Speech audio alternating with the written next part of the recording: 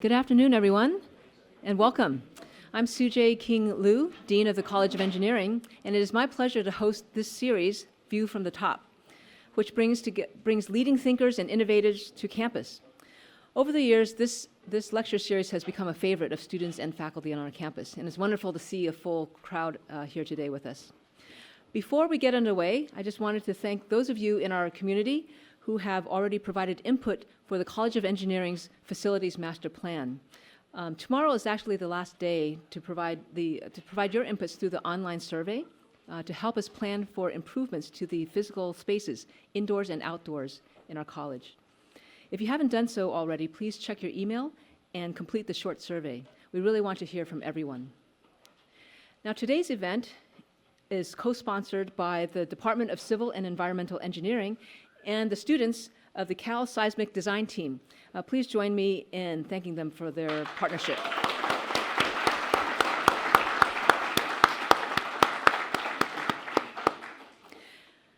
As you know, Berkeley Engineering has amazing alumni.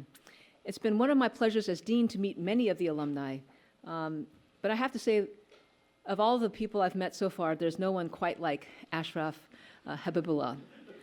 He truly is a force of nature, with a style all his own. And you'll see that if you don't already know that by the end of today. Ashraf came to Berkeley from his native Pakistan to earn a master's degree in structural engineering in 1970. Now, that was a time when engineers used slide rules, is that correct? To design and to analyze structures. From the modest structures that make up the world's towns to the towering high-rises that exist in big cities, and to the massive bridges and dams that we rely on for transportation and energy. So only the very innovative, like some of his Berkeley professors, were beginning to use computers for more sophisticated structural design and analysis back in those days. Now, when Ashraf was fresh out of Berkeley, he made a leap, headfirst, into the new world of computers and structures, which became the name of his company that he would found 5 years after graduation. As he adapted what he learned at Berkeley to this new field, he kept in close touch with his Berkeley professors, always learning, always growing. Today, Computers and Structures Incorporated is headquartered in Walnut Creek, and it is a pioneering leader in developing software for structural and earthquake engineering. And its software is used in over 160 countries to design the most iconic structures in the world. Ashraf has a spirit and philosophy that sets him apart, which he will share with us today. He is adamant that young engineers should think beyond technology to cultivate deep personal beliefs and pride in their craft. They should also have powerful communication skills and an understanding of human psychology and human chemistry. Please join me in welcoming Ashraf to the stage.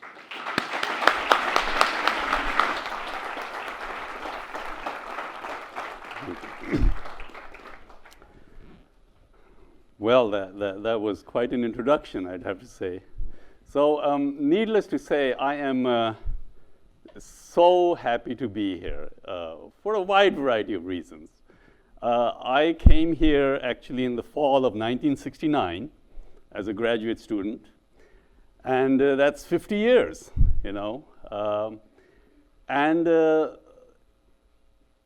So much has happened, and I had the most amazing time when I was on campus. And there's so many things that I love about the campus that I want to talk about. There's so many things I love about our profession that I want to talk about. And there's so many things that I love about you young students that I want to talk about. Because everywhere I go,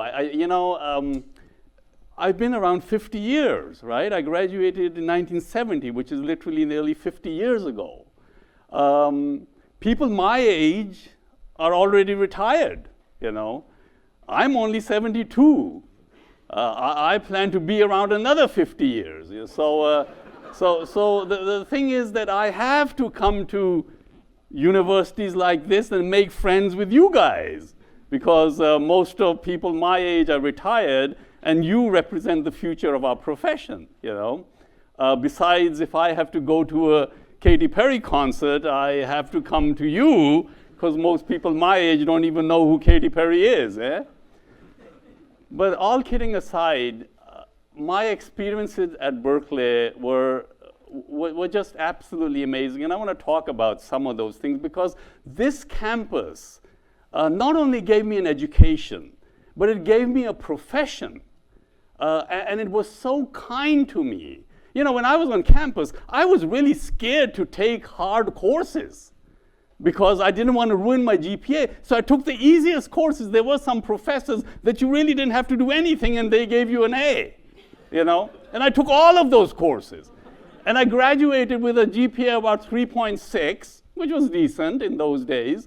But there was a lot that I should have learned, you know? So then I came back to campus and I talked to the professors whether they would just let me audit the courses. And they let me. And they were amazing, amazing professors. You know, giants of our industry. People like Ray Clough, Ed Wilson, Bob Taylor. I mean, just the Alex Cordelis, Neil Chopra, Graham Powell, the list goes on. And they were all there on the 7th floor in Davis Hall. You know, I'm telling you, we are lucky that intellect and talent doesn't weigh anything. Otherwise, Davis Hall would have come crashing down, you know. It was just amazing. I mean, and there I was, thrown in the middle of all of this stuff, you know. I mean, and I just think that there are things that our profession, especially our professors at Cal, did on campus that we all need to know about. The development of the finite element method was done here, you know. For those of us that don't know what the finite element method is, it's the method that's used in the design of all these airplanes, buildings, bridges, automobiles. It's the method that put humanity onto the moon and brought them back. It's the method that's used in the design of the blender blade at Starbucks that made your Frappuccino this morning. Artificial limbs, dentures. The grooves of a potato chip for maximum crunch. That's what you're engineering. That's the legacy. That is your legacy that you inherit. So I'm here to celebrate all of these things. And you know, of course, when you celebrate, you need fireworks. Lights and sparkles, right? Well, I can't bring you fireworks here, but I can definitely bring you some lights and sparkles. So let me do a little bit of a costume change here.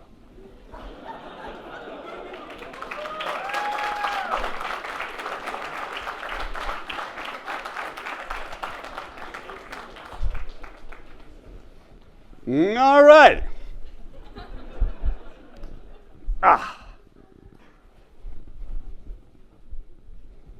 Okay. Let's see. Okay. Now let me tell you a little bit about this jacket.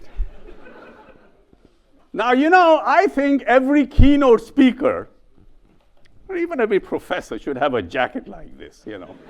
Because you see, when you come to an event wearing a jacket like this, something magical happens.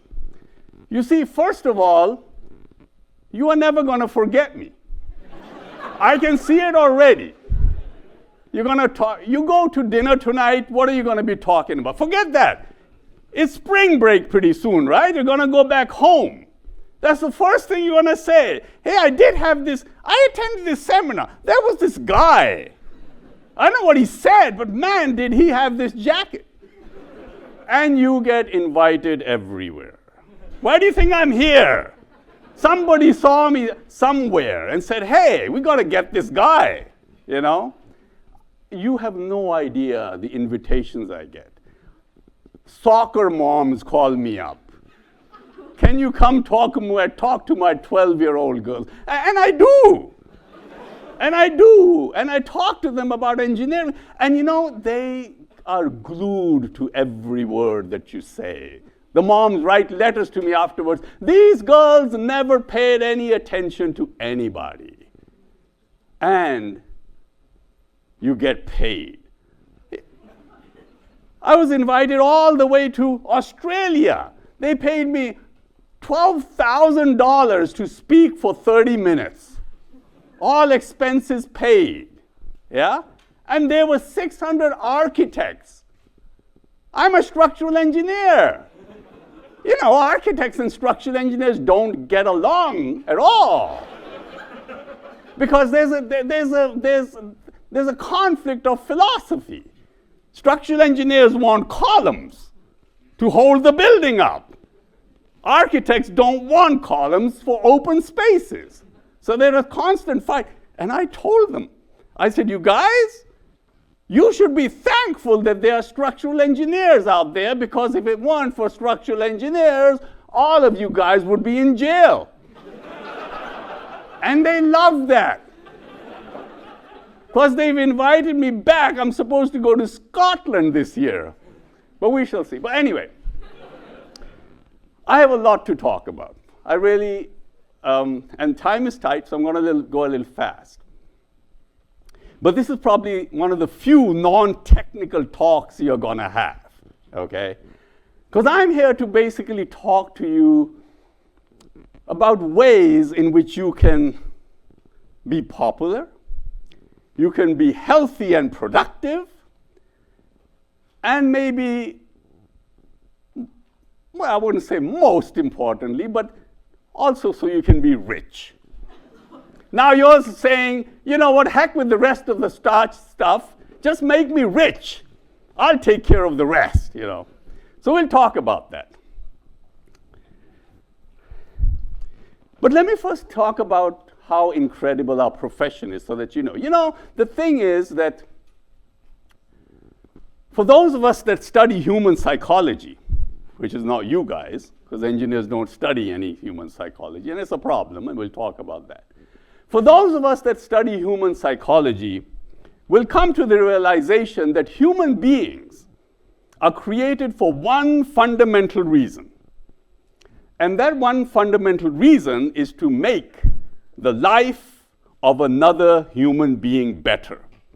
That's what we create for. And it's not religion. It's not something that I've cooked up, okay? It's part of your human chemistry. And we'll talk more about that. But that's the reason why you feel good when you do something nice for somebody. It's the serotonin factor. We'll talk about that. The beauty about engineering is that we make life better for humanity on a daily basis. That's what your profession does.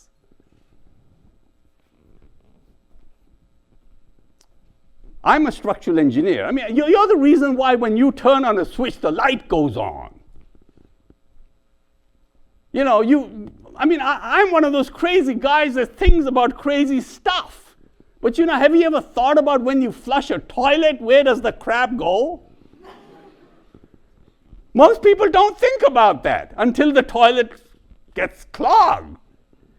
But that's engineering, the infrastructure, the complexities of just pushing an elevator button and things working. All the stuff is taken for granted. You're the reason why structures stand in earthquakes and don't topple over in windstorms. Where your technology is not used, thousands of people die when an earthquake comes. Where it's used, only one person dies. That out of a heart attack. Out of fear, nothing to do with the physicality of the earthquake. It is because of your profession that we even have an economic infrastructure. If you stop working, progress of all of humanity would come to a screeching halt.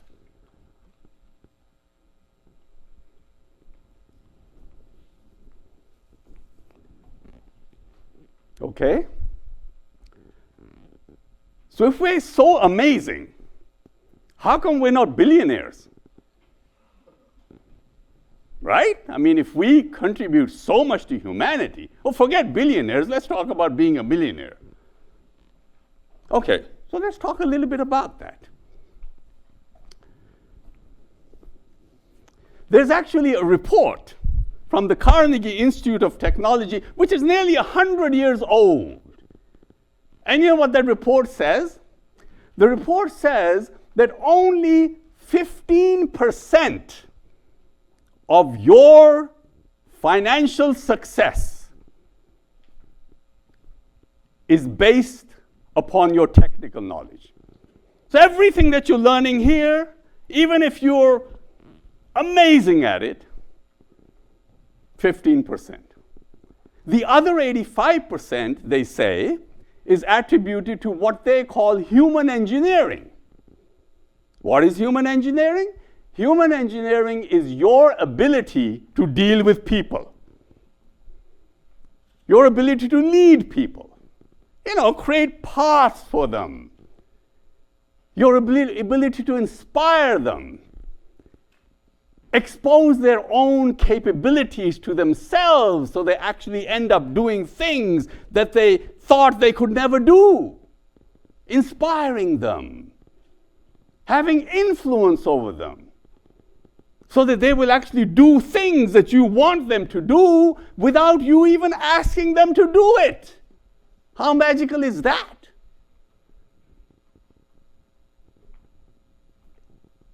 It's your ability to celebrate the things that you do.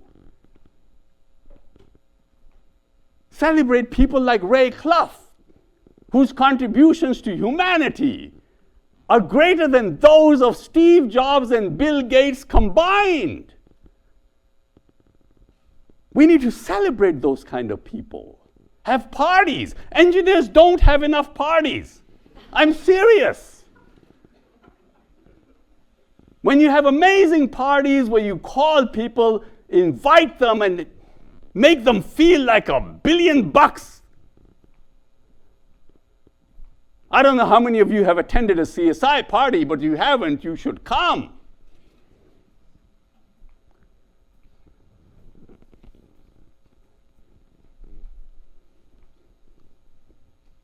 To take credit of things that you do. To be proudly talk about things. There's nothing bad in going out there and telling people how amazing you are. Because there's a very distinct fine line between being proud and being arrogant. Pride is when you think you're amazing, but everybody around you that has helped you get to where you are, they are also amazing. Arrogance happens when you think you're amazing, but you start thinking that you're better than others.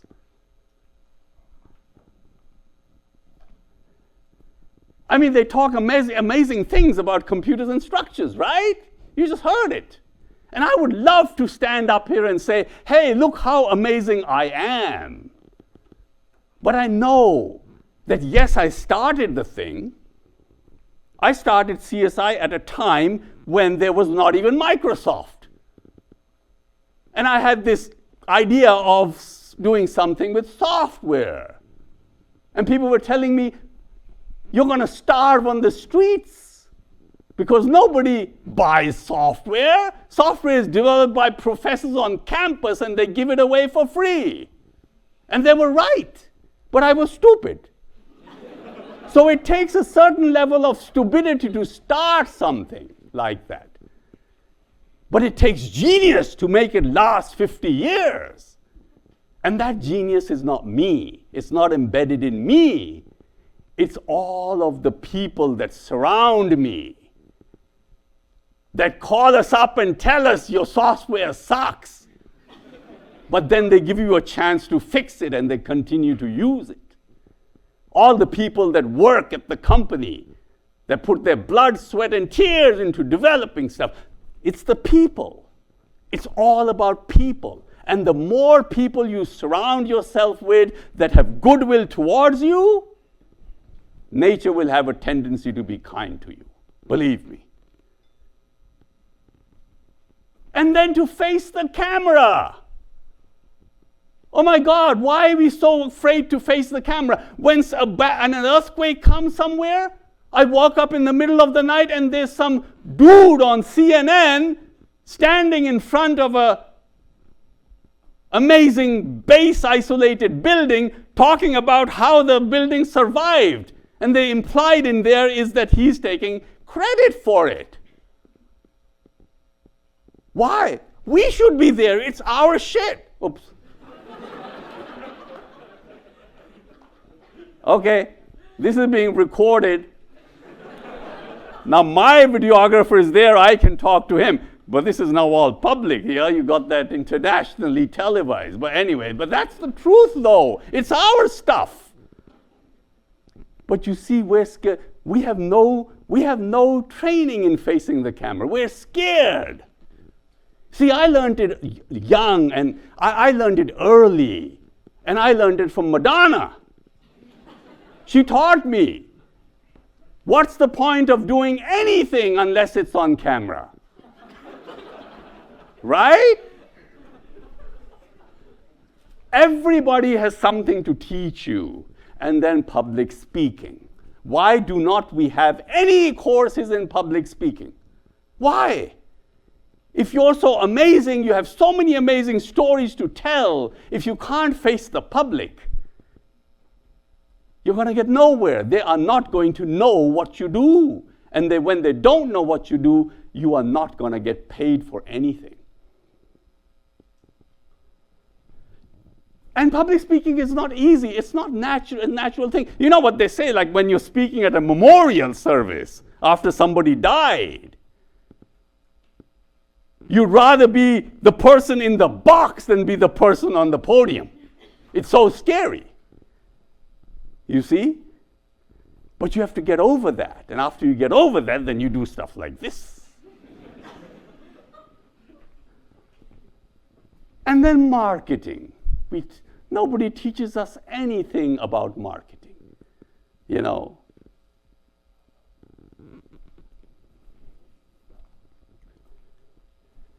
People have no idea what we do. But when they find out, they're blown away. You know, I don't know how many of you know this, but those that know me know that I ran a ballet company for 12 years. I founded a ballet company and we'd raise money for them. And I had this thing called the Engineers Alliance for the Arts, in which I would get a whole bunch of engineers together and bring them to a ballet performance. And then I would get up there and take one of my software packages, SAP 2000, and I would auction it from the stage. And all these engineers bidding on it, you know, and you know, the software sells for what, 15 grand a copy? So they're going to try and get it for 3 grand. So they bid up to 3,000 or 4,000. Meanwhile, the rest of the public is like completely in awe. What is this thing for 3,000 bucks? I can get Windows for $99. And then you tell them, this is the software that if there was an earthquake right now, it will allow you to leave the auditorium with your legs intact. See, but that's what you have to do. Intel has this thing, round logo that says Intel inside. It never used to be that way until Andy Grove went and said, you don't put this Intel logo on every computer you sell, you ain't getting no microprocessors. We need to tell all these builders, unless they put on that thing structural engineering inside or something like that, architectural engineering, whatever you want to call it, because it's because of that, a big round logo that says structural engineering inside, then people would know that this building is only standing because of the structural engineers. That's marketing.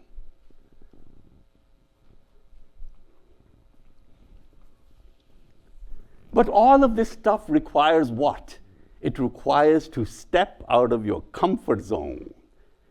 If you're comfortable what you're doing, you're not learning anything new.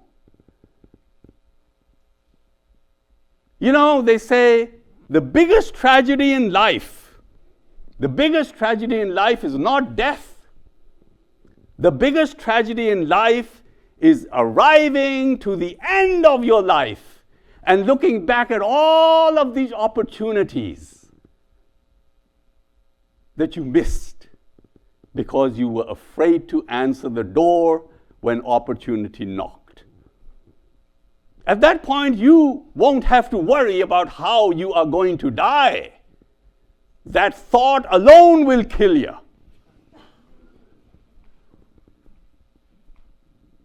So you need to try everything. I didn't want to be an engineer. I wanted to be a rock star. I wanted to come to America, put Elvis Presley out of business, and run away with Mary Tyler Moore. And when that didn't seem like it's going to be possible, I took my father's advice and I said, maybe I should go to Berkeley. So here I am. But you see, this isn't too bad, 72-year-old rock star. For another 50 years, we got a lot going. So you try everything. Don't go looking for your passion. People say, let me look for my passion. I'm going to find myself. I'm going to take 3 years off and find No, you don't do that. You try everything. And you know what's going to happen? Your passion is going to find you. That's what happened to me. I got into engineering, and all of a sudden I realized, my God, is this some profession or not, or what? You start realizing its impact on humanity. And then to learn about human psychology. What makes people like you? What would make people like you? Have you ever thought about that? Why would you like me? Because of my lighted jacket? Or my Lady Gaga boots? Or my hat? What? No. People like you for only one reason. And listen to this loud and clear. And that one reason is how they feel about themselves when they are in your presence. It's called the serotonin factor. You see, if you can make a person feel like $1 million when they are in your presence, they will come back to you again and again and again. Life is about empowering people.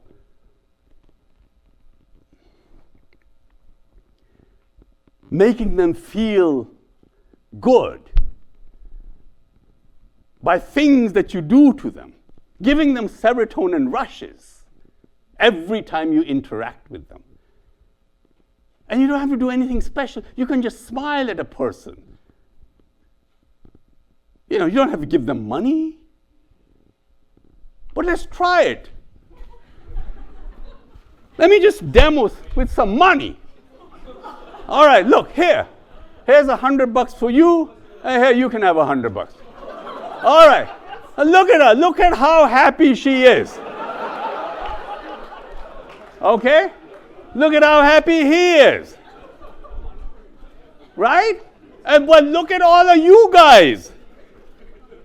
Look at all of you guys happy. You ain't getting jack shit. Right? Why? Because you see, when I do something nice for somebody like that, the reason she's happy, she got a serotonin rush. It's the rush that makes her feel good. And watching that interaction, I get a serotonin rush. But you see, the beauty about the serotonin factor is that anybody watching this interaction, they get a serotonin rush. That's why game shows are so popular. A girl is jumping up and down, winning a car. The host is happy giving the car. But what about rest of humanity that's tuned in all across the nation in the millions? What are they getting? They're getting serotonin rushes. So and it applies to everything. People that work for you, people that are your friends, anybody interacting on the street. All you have to do to smile somebody, say hi. In Berkeley, I had my office in Berkeley for 35 years. The homeless people on the street knew my first name. Okay, I would walk by somebody, they say, "Hi, Ash." somebody walking next to me, who is that guy? Do you know him? I said, no, I don't. But you see, when you smile at someone, even when you have an air about yourself, where you're approachable. And then the oxytocin factor, where you connect with people. You know, I could do this on WebEx, right? I could do this thing on WebEx, and I could say, Sutardja, put up a nice big hunking screen. I'm going to talk to them from there. But it's not the same. I want to come here where I can shake your hand, see the responses in your eyes as I talk, because it gives me an oxytocin rush. It's the feeling you get when you hug somebody. You know, we have an amazingly big market of our software in South America, right? All Spanish speaking. Every Spanish speaking nation, we have our software. Because for some reason, I don't know why, but wherever they speak Spanish, there are earthquakes. I don't know. It just dawned on me, you know? And maybe it's the hot blood, because I'm telling you, they know how to party. I mean, we go out there, or they took me into a discotheque one day. The seminar ended at 7 in the evening. We were at this dance club at 7 in the morning, and we took a flight after that. It was insane. But you see, when I go into a Spanish-speaking country, this is how I start my seminar. I go, Yo nunca pensé que pudiera querer con esta pasión que me quema la piel. Volar por tu cuerpo es el cielo tocar. Quiero contigo llegar una noche más. Oh! Now, I have no idea what that means. But it's not important. The important thing is you took 8 months to learn this verse because you wanted to go and connect with every Spanish-speaking person that was in the audience. From that point on, they are your friends. You can do no wrong. But that's human. That's the human thing that we need to learn, the magic of it. When you connect with people on a human level. There used to be an ad years ago, the best business deals are personal. I don't know why they don't teach that anymore, but 50 years ago, it was an ad of one of these major corporations. And they were talking about oxytocin. There's a whole thing about human chemistry that I would want to talk to you about. Maybe you need to invite me back, and we will have a session on that. It will completely change your life, you know. One last thing, then I promise to end. I need to talk to you about the concept of belief. Having beliefs is so important. And I don't know how many of you have heard of Simon Sinek, whether you've read some of his books or not, but he talks about this concept of belief. And this is what he says. And it's so very true. It's very important. I mean, for instance, do you actually believe that your profession of engineering is a true gift to humanity? I mean, do you really believe that? I mean, seriously, because I do. You know, and when you have beliefs of anything, and when you get out there and you talk about your beliefs publicly, something magical happens again. You're going to say, wow, everything magical happening with this guy. But it's true, you know. And what the magical thing happens is that you attract other people that believe what you believe. Why is that important? Well, when you surround yourself with people that believe what you believe, they will do exactly what you want them to do without you asking them to do it. Not because you're asking them, but because that's their belief. And then, when you get out there and you speak in public with passion about your belief, something even more magical happens.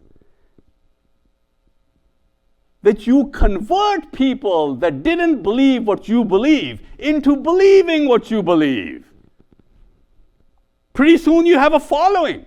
They'll follow you everywhere and do exactly what you want them to do. And they will pay you what you deserve to be paid, not because you're asking for it, but because they believe that you deserve it. But it all starts from you. And one last thing. I'm starting to sound like Steve Jobs.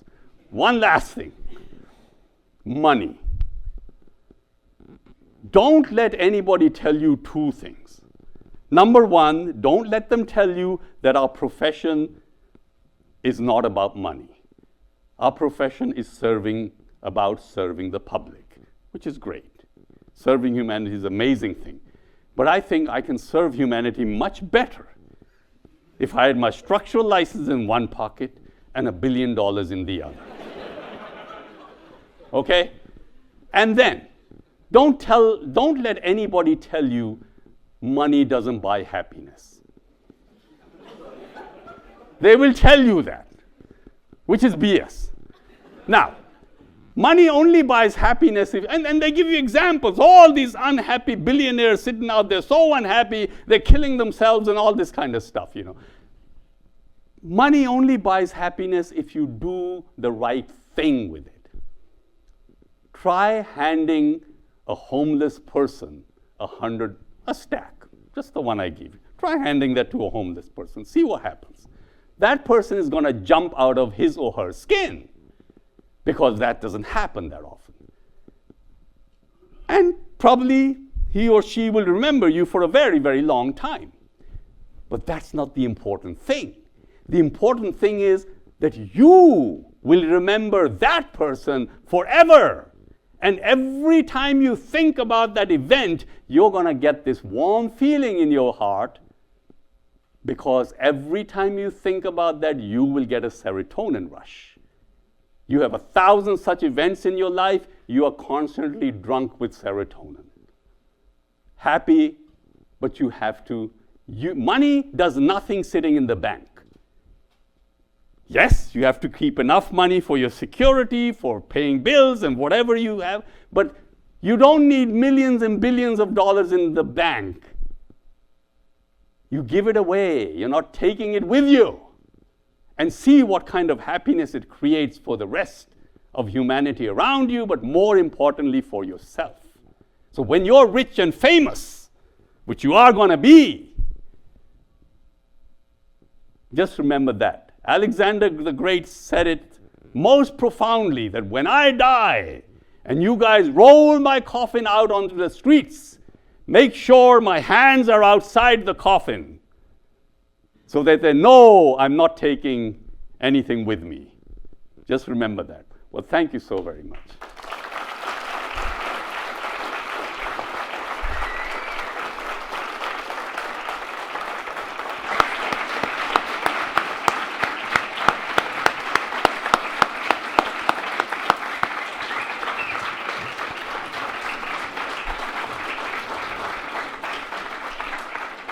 All right, thank you so much, Ashraf. That was so inspirational and very informative. We have time now, actually, for questions, and we'd like to give the students preference. If you could please stand up, identify yourself, your name, your major, and your year, that'd be wonderful. We have some microphones going around the auditorium.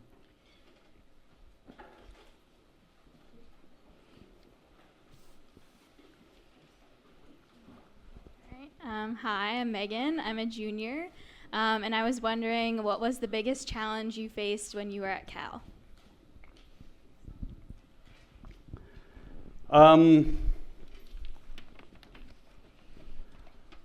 You know, I just had such a great time when I was at Cal. There were really no challenges because I took the easiest courses for one. And times were wonderful. You know, it was like you had this free speech movement going on. All of the beautiful hippie girls were all over the place, you know, and people were smoking all sorts of stuff. And Berkeley campus was the center of everything, you know. It was just literally, I mean, I lived on the corner of Telegraph Avenue and Bancroft. So my window opened onto Sproul Plaza. And every time the National Guard came there, there would be tear gas in my bedroom, you know. So I was I just had a really great time, you know. But like, what can I say? Yeah. But yeah, there were really no challenges during my time. And the fees were nothing. It was $173 a quarter. My whole master's program cost me like $1,000, So there was really, although I did have a shortage of money, because I was a foreign student and my father actually sold his house to give me airfare and send me out here, So there was, but I just have to tell you the kindness of the professors. There was one professor, Frank Barron. I needed $500 to finish my final quarter, and I didn't have it. There were cutbacks at the university that quarter.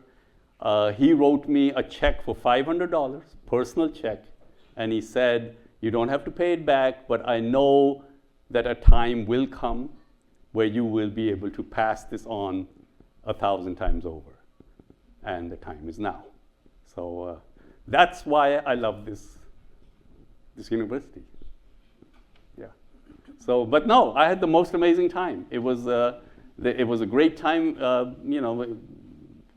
well, in many ways it was, many ways it wasn't, but, and we would get time off because there would be riots on campus and the classes would cancel. So, but yeah, it's, no, there were no real challenges, but those were different times also, yeah.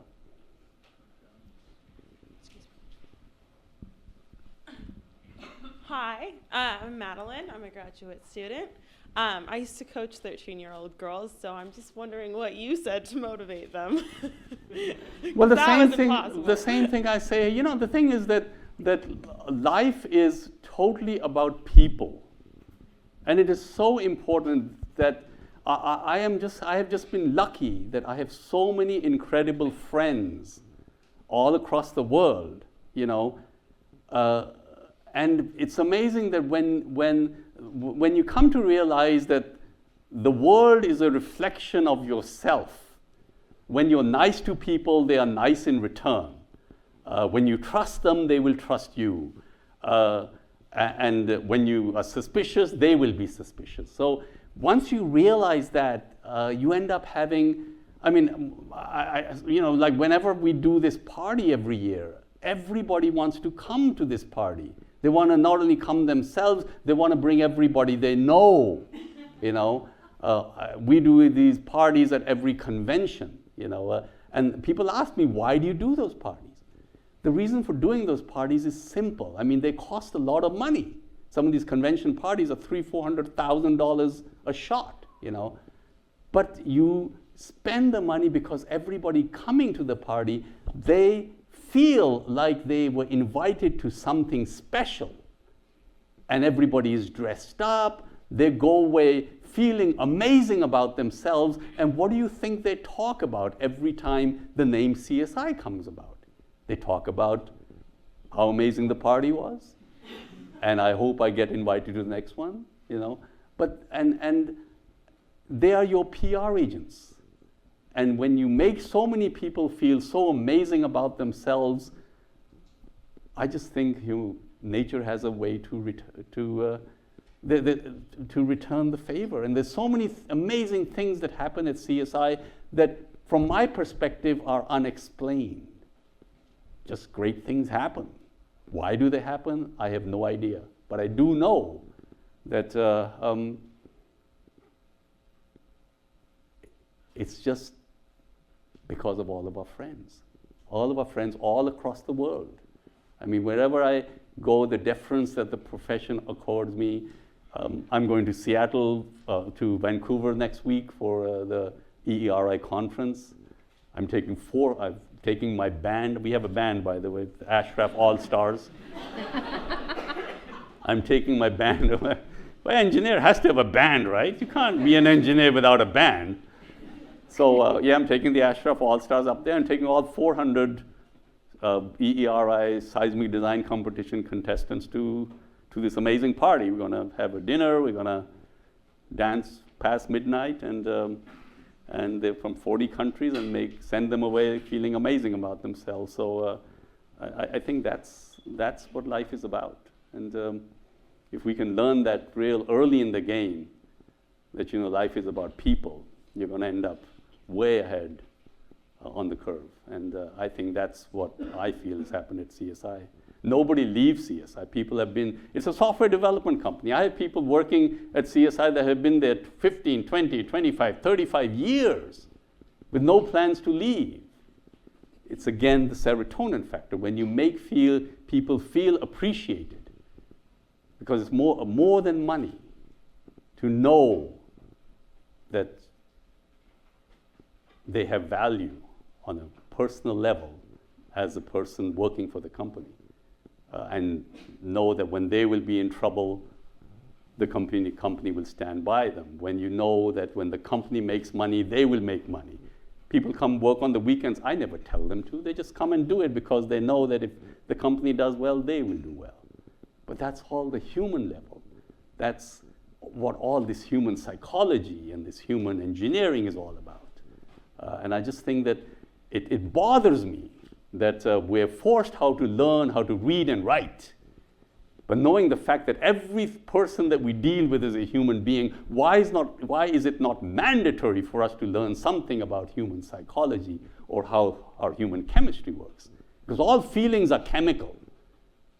And if we know how our chemistry works, maybe we will be more understanding about how other people feel, but more importantly, about yourself. So that's, I could go on this thing for hours, so don't get me going. Okay, any other questions? Anybody else? Hi, my name is Murtaza. I'm a sophomore. So I'm sure you're aware of the hyper-competitive atmosphere at Berkeley and lots of other universities. So what would you say to students who every so often find themselves being surrounded by brilliant other students and wondering if they would ever be able to reach that level themselves? You're talking to me? My God, I was surrounded. When I came to campus, it was completely intimidating. What about that? I deal with it every day. I'm no genius. And I know that because I deal with people that are geniuses on a daily basis. It takes me 10 hours to learn something, which takes many 10 minutes to learn. But the beauty about it, when I have put my time in, I have learned it. Nobody knows that it took me 10 hours. Besides, I can get out there and talk about it with my lighted jacket, which they don't have. But you see, so it's, yes, you're right, but what's there to be intimidated about? It's like, yes, I used to have this roommate. He would come do his math. We were taking this call, I think it was Solid Mechanics by McNiven, Professor McNiven, and he would come home and do his homework in 10 minutes, my roommate. And then I'm here, basically I haven't even read what the question is, and the guy's got it already done, how is that amazing for your ego, But I dealt with that, he's somewhere.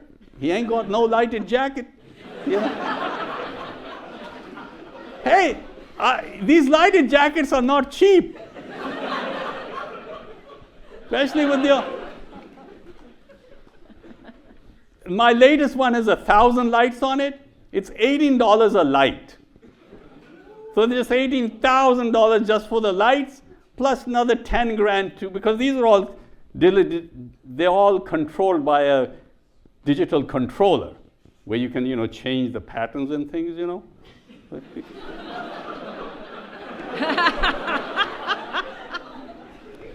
So that costs money. It's a software developer doing my jacket design.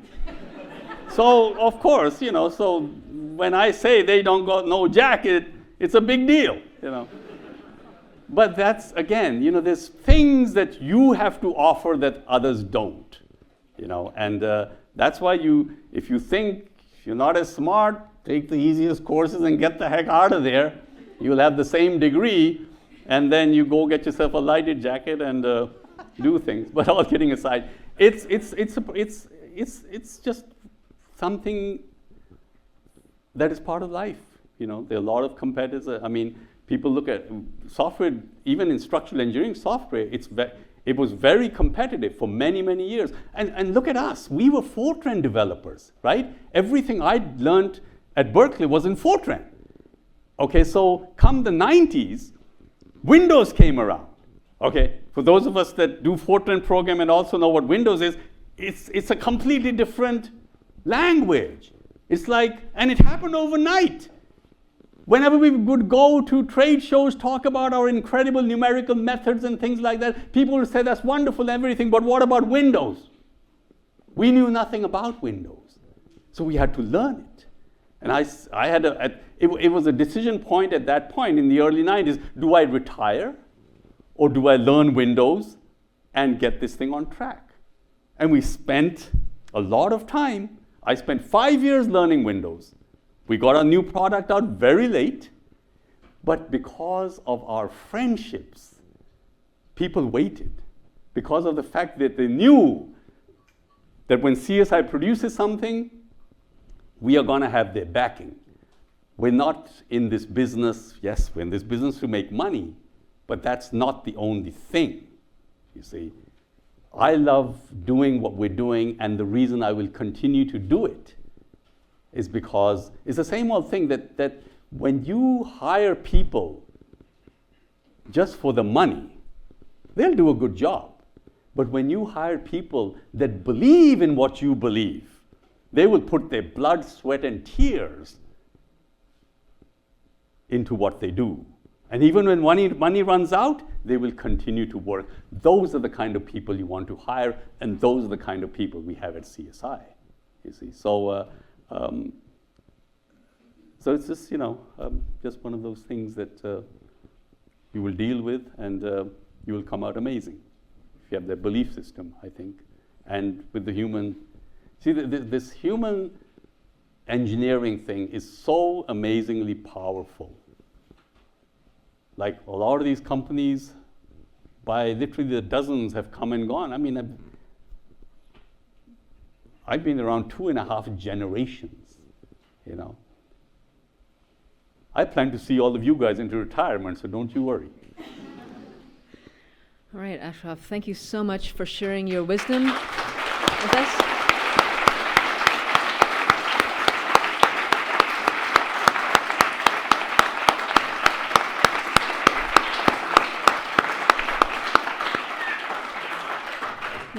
UC Berkeley really has been fortunate to be the beneficiary of your generosity in words, in spirit, and in deed. And we have a small token of our appreciation that a student would like to present to you here today. It's a Berkeley Engineering jacket, which I hope you will light up. Oh, thank you so much. Thank you. Really appreciate that. Thank you. Thank you so much.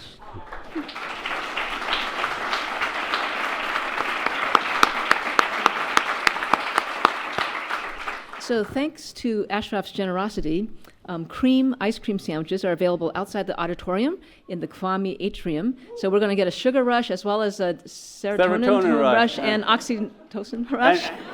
Can I just say one last thing? Can I have a picture with all of you guys outside in some form or the other? So just don't run away. At least take a picture with me. Yes, please join us in the auditorium. Thank you all, and go Bears.